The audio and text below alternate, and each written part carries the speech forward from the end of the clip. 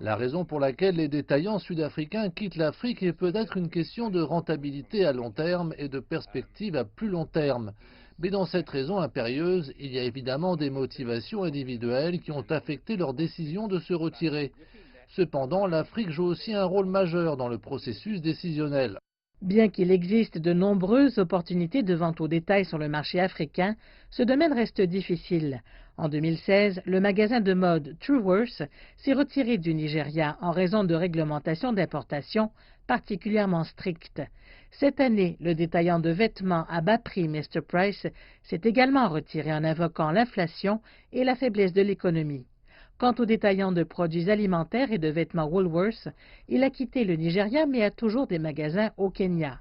Shoprite évalue actuellement ses opérations en Angola en raison de la dépréciation de la monnaie et des contrôles de change. L'Afrique est très différente. Il y a beaucoup de raisons pour lesquelles le commerce de détail se porte bien ou mal en Afrique.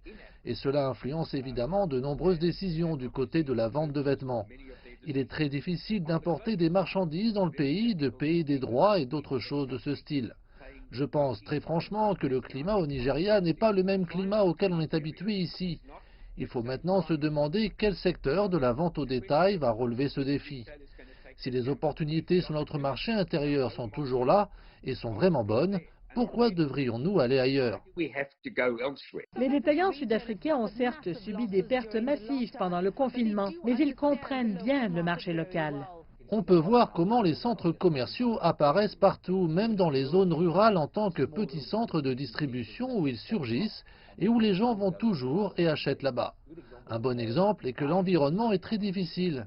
Et je pense qu'Edcon l'a compris alors que certains détaillants ne se contentent pas de faire erreur sur l'environnement, mais aussi dans d'autres domaines. Il faudra encore un certain temps avant que les détaillants ne se remettent des effets du Covid-19 et de la faiblesse de l'économie sud-africaine. Avec le temps, quand ils seront plus forts, beaucoup retourneront à leurs projets d'expansion dans le reste de l'Afrique. Espérons que d'ici là, l'environnement sera plus propice aux affaires.